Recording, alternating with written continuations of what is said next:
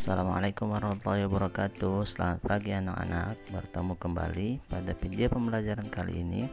Kita akan belajar materi kelas 4, tema 1, subtema 3, pembelajaran 2. Anak-anak, Indonesia memiliki rumah adat yang beragam. Kita harus mensyukurinya. Ayo kita cari tahu lebih lanjut. Keberagaman Indonesia tercermin pada rumah adat. Kita harus mensyukuri keberagaman dan keindahan rumah adat tersebut.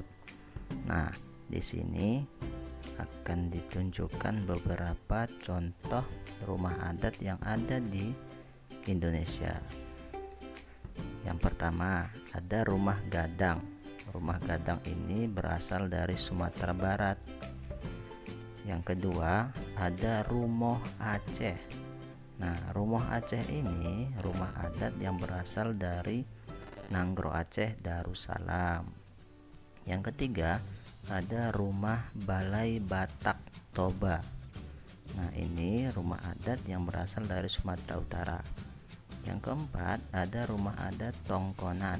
Rumah adat ini dari Provinsi Sulawesi Selatan atau biasanya terkenal dengan suku Toraja. Yang kelima, ada Baileo. Nah, Baileo ini adalah rumah adat dari Provinsi Maluku. Dan yang keenam, ada rumah adat Bangka Belitung. Ini dari Bangka Belitung. Mozaik kreasi bersama. Lani duduk termenung di meja ruang tengah rumahnya. Di hadapannya terbentang sebuah karton besar, masih kosong. Pak Burhan memberi tugas kepada anak-anak untuk membuat mozaik kreasi sendiri. Tugas tersebut harus dilakukan secara berpasangan. Lani berpasangan dengan Edo.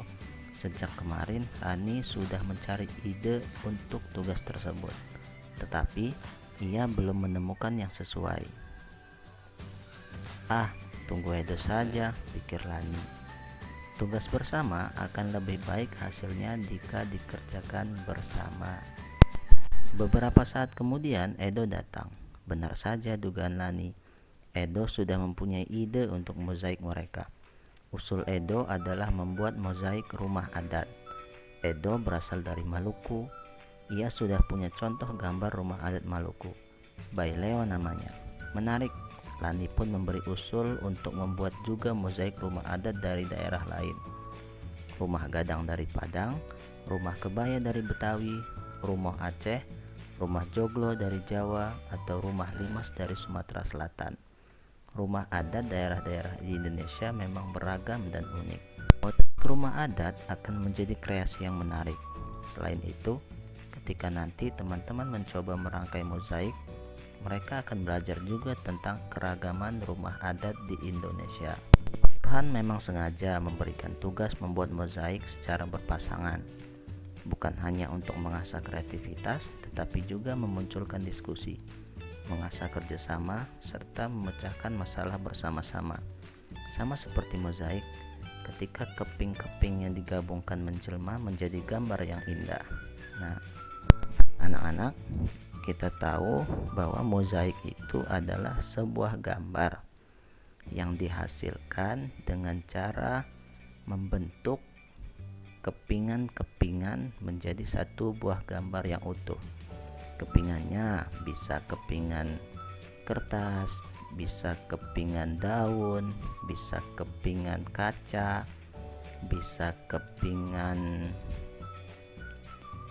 CD, atau kepingan yang lain yang tentunya akan membentuk sebuah gambar yang utuh, yang indah. Dari cerita yang tadi, berikut ada beberapa pertanyaan. Yang pertama, apa ide yang dimiliki Lani? Kita tahu Lani belum mempunyai ide. Yang kedua, apa ide yang dimiliki oleh Edo? Edo mempunyai ide untuk membuat mozaik berupa gambar rumah adat yang ada di Indonesia. Yang ketiga, bagaimana mereka menyikapi ide-ide berbeda? Mereka saling menghargai ide yang saling dilontarkan untuk bisa dikerjakan bersama-sama. Yang keempat, Apakah ide mereka yang berbeda memberikan manfaat? Tentu saja, ide dari mereka memberikan manfaat. Mereka saling menghargai dan berdiskusi. Yang kelima, kerjasama apa yang terlihat pada cerita di atas? Kerjasamanya berupa tanggung jawab, kerjasama memberikan ide, dan kerjasama untuk menyelesaikan tugasnya secara bersama-sama. Keenam, apa manfaat kerjasama dalam keberagaman? Manfaatnya, kita bisa menumbuhkan rasa persaudaraan dalam sebuah perbedaan. Yang ketujuh, hal baik apa yang bisa didapatkan ketika bekerja sama dalam keberagaman? Hal baiknya, mempererat persaudaraan, menumbuhkan sifat saling tolong-menolong, dan menumbuhkan jiwa saling menerima ide. Yang kedelapan, nilai-nilai apa yang dapat kita contoh dari cerita Lani tadi?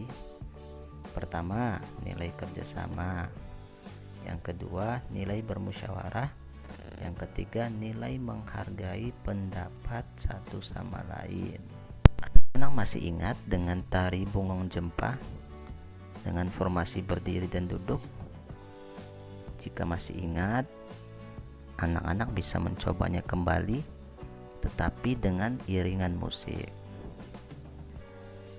Kita tahu tarian mempunyai beberapa formasi dalam gerakannya.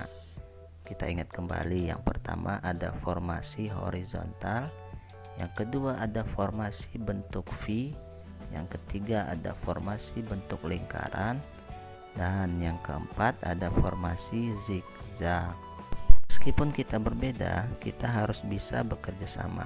Kerjasama dalam perbedaan itu akan semakin memperkaya kita. Alhamdulillah, selesai video pembelajaran kita kali ini. Kita bertemu kembali pada video pembelajaran selanjutnya. Wassalamualaikum warahmatullahi wabarakatuh.